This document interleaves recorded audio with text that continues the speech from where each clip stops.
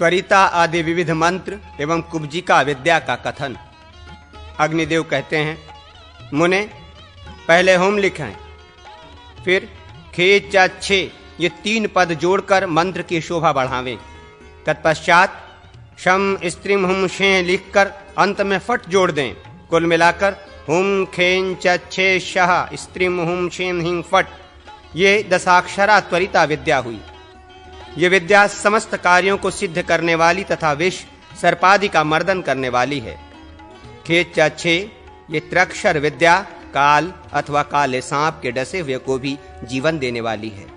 ओम हुम खे क्षः इस चतुक्षरी विद्या का प्रयोग विष एवं सर्पदंश की पीड़ा को नष्ट करने वाला है। पाठांतर विष शत्रु प्रमर्दन के अनुसार उक्त विद्या का प्रयोग विष एवं शत्रु की बाधा को दूर करने वाला है।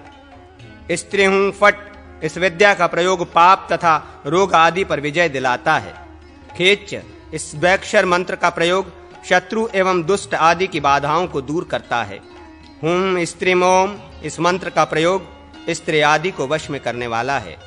खे स्त्रीम खे इस मंत्र का प्रयोग काल सर्प द्वारा डसे गए मनुष्य के जीवन की रक्षा करता है तथा शत्रुओं पर विजय दिलाता है। शह स्त्रीम शह इसका प्रयोग वशीकरण तथा विजय का साधक है। कुब्जिका विद्या। ह्रीं ह्रीं श्रीं हस खप्रे हसो ओम नमो भगवती हस खप्रे कुब्जिके हर्षनु हर्षनु अघोरे अघोरे अघोर मुखी श्राम शिम किणि किणि किणि विच्चय हसो हस खप्रे श्री हिंहे। ये श्रीमती कुब्जिका विद्या का सब कार्यों को सिद्ध करने वाली मानी गई है। अब उन मंत्रों का वर्णन किया जाएगा जिनका उपदेश भगवान शंकर ने स्कंद को किया था। सकलादि मंत्रों के उद्धार का क्रम। भगवान शिव कहते हैं, स्कंद सकल निष्कल शून्य कलाढ़ समलंकृत क्षपण क्षय अंतःस्थ कंठोष्ठ तथा 8वां शिव, ये प्रासाद परासंज्ञक मंत्र के 8 स्वरूप माने गए हैं। कलाढ़ सकल के और शून्य निष्कल के अंतर्गत हैं। ये शब्दमय मंत्र साक्षात सदा शिव रूप हैं। इसके जप से संपूर्ण सिद्धियों की प्राप्ति होती है। अमृत, अंशुमान, इंद्र, ईश्वर, उग्र, उहक, एकपाद, एल, ओज, अवशद, अंशुमान और वशी, ये क्रमशः आकार आदि 12 स्वरों के वाचक हैं। यथा अ आ इ उ उ ए ओ औ अम आहा तथा आगे जो शब्द दिए जा रहे हैं ये ककार आदि अक्षरों के सूचक हैं। कामदेव, शिखंडी, गणेश, काल, शंकर, एक नेत्र, द्विनेत्र, त्रिशिक, दीर्घबाहु, एक पाद, अर्धचंद्र, वलय, योगिनी प्रिय, शक्तीश्वर, महाग्रंथि, तर्पक, स्थाणु, दंतुर, निधेश, नंदी, पद्म, शाकिनी प्रिय, मुखबिंब, भीषण, कृतांत, यम, प्राण, तेजस्वी, शक्र, उदधि, श्रीकंठ, सिंह, शशांक, विश्वरूप तथा नारसिंह श। विश्वरूप अर्थात हकार को 12 मात्राओं से युक्त करके लिखें। इस प्रकार ये 12 बीज होते हैं जो अंगन्यास एवं करन्यास के उपयोग में आते हैं। विश्वरूप ह को अंशुमान अनुस्वार तथा ओज ओकार से युक्त करके रखा जाए, उसमें शशि बीज स का योग न किया जाए तो होम ये प्रथम बीज उद्धृत होता है जो ईशान से संबद्ध है। उपर्युक्त 12 बीजों में 5 हरस्व युक्त बीज माने जाते हैं और 6 दीर्घ बीज। पहली और 11वीं मात्रा में एक हिम हम बीज बनता है। हम हिम हुम हेंग होम ये 5 हरस्व युक्त बीज हैं तथा शेष दीर्घ युक्त। हरस्व बीजों में विलोम गणना से होम प्रथम है, शेष क्रमशः तृतीय, पंचम, सप्तम और नवम कहे गए हैं। द्वितीय आदि दीर्घ हैं, तृतीय बीज हैं हेम, ये तत्व पुरुष संबंधी बीज हैं, ऐसा जानो। 5वां बीज हुम हैंग जो दक्षिणा दिशावर्ती मुख अघोर का बीज है। 7वां बीज है हिम, इसे वामदेव का बीज जानना चाहिए।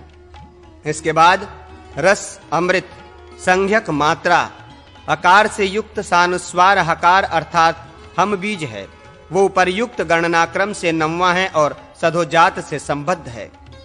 इस प्रकार उक्त 5 बीजों से युक्त ईशान आदि मुखों को ब्रह्म पंचक कहा गया है। इसके आदि में प्रणव तथा अंत में नमः जोड़ दें। ईशान आदि नामों को चतुरंत प्रयोग करें तो सभी उसके लिए पूजोपयुक्त मंत्र हो जाते हैं। यथा ओम होम ईशानाय नमः इत्यादि। इसी प्रकार ओम हम सधोजाताय नमः, ये सधोजात देवता का मंत्र है। द्वितीय चतुर्थ आदि मात्राएं दीर्घ हैं, अतः इनका हृदयादि अंगों में न्यास किया जाता है। द्वितीय बीज को बोलकर हृदय और अंग मंत्र नमः बोलकर हृदय में न्यास करें। यथा ओम हृदयाय नमः हृदय। चतुर्थ बीज शिरोमंत्र हैं, जो हकार में ईश्वर तथा अंशुमान जोड़ने से संपन्न होता है। यथा रिंग शीर से स्वाहा, शिरसी विश्वरूप में उहक ओम तथा अनुस्वार जोड़ने पर छठा बीज हुम बनता है। उसे शिखा मंत्र जानना चाहिए।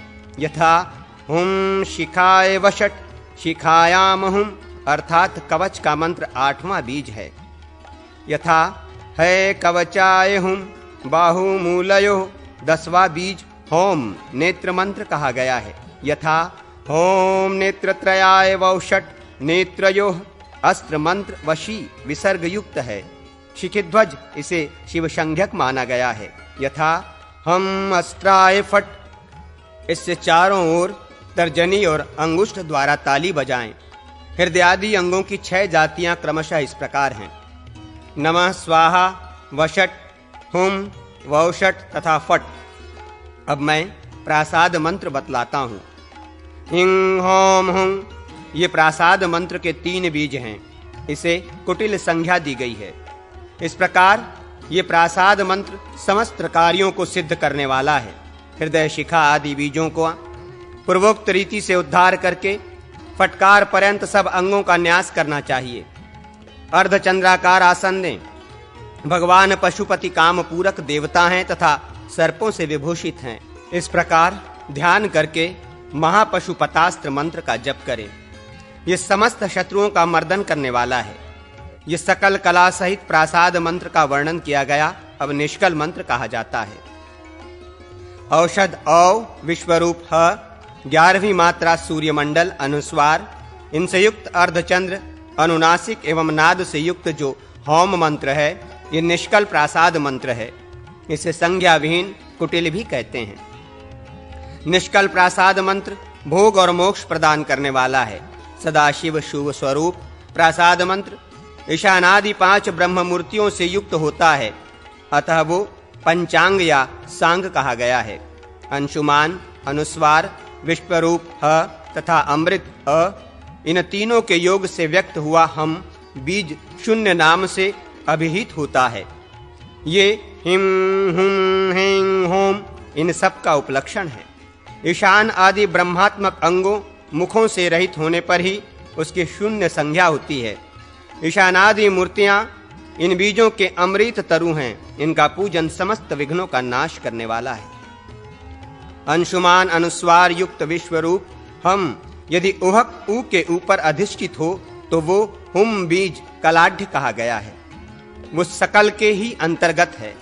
सकल के ही पूजन और अंगन्यास आदि सदा होते हैं। इसी तरह जो शून्य कहा गया है वो निष्कल के ही अंतर्गत है। नरसिंह यमराज के ऊपर बैठे हों अर्थात शकार मकार के ऊपर चढ़ा हो, साथ ही तेजस्वी र तथा प्राण य का भी योग हो, फिर ऊपर अंशुमान अनुस्वार हो तथा नीचे उहक दीर्घ उकार हो तो श्रोम्भु ये बीज उद्धृत होता है। इसकी समअलंकृत संज्ञा है। ये ऊपर और नीचे भी मात्रा से अलंकृत होने के कारण सम अलंकृत कहा गया है। ये भी प्रासाद पर नामक मंत्र का एक भेद है।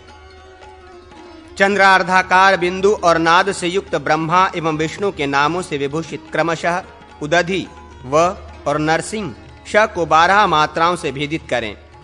ऐसा करने पर पूर्वत हरस्व स्वरों से युक्त बीज ईशानादि ब्रह्मात्मक अंग होंगे तथा दीर्घ स्वरों से युक्त बीज सहित मंत्र हृदयादि अंगों में विन्यस्त किए जाएंगे।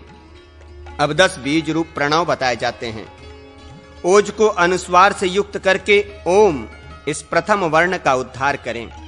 अंशुमान और अंशु का योग आम ये नायक स्वरूप द्वितीय वर्ण है। अंशुमान और ईश्वर इन ये तृतीय वर्ण है जो मुक्ति प्रदान करने वाला है। अंशु अनुस्वार से आक्रांत उहक अर्थात ओम ये चतुर्थ वर्ण है। सानुस्वार वरुण व प्राण य और तेजस र अर्थात यूम इसे पंचम बीजाक्षर बताया गया है। तत्पश्चात सानुस्वार कृतांत मकार अर्थात मम ये षष्ठ बीज है। सानुस्वार उदक और प्राणव्यम सप्तम बीज के रूप में उद्धृत हुआ है। इंद्रयुक्त पद्म पम आठवां तथा एक पाद युक्त नंदिश में नवा बीज है। अंत में प्रथम बीज ओम का ही उल्लेख किया जाता है। इस प्रकार जो 10 बीजात्मक मंत्र हैं इसे छपण कहा गया है।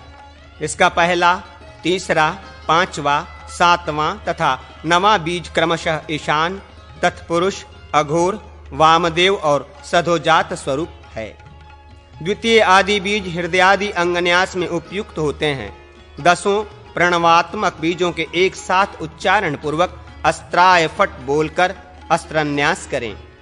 ईशानादि मूर्तियों के अंत में नमः जोड़कर ही बोलना चाहिए, अन्यथा नहीं। द्वितीय बीज से लेकर नवम बीज तक के जो 8 बीज हैं वे 8 विद्वेश्वर रूप हैं। उनके नाम ये हैं: अंतनेश, सूक्ष्म, शिवोत्तम, एक मूर्ति, एक रूप, त्रिमूर्ति, श्रीकंठ तथा शिखंडी, ये 8 विद्वेश्वर कहे गए हैं। शिखंडी से लेकर अंतनेश पर्यंत विलोम क्रम से बीज मंत्रों का संबंध जोड़ना चाहिए। यही प्रासाद मंत्र का क्षय नामक भेद है। इस तरह यहाँ मूर्ति विद्या बतलाई गई।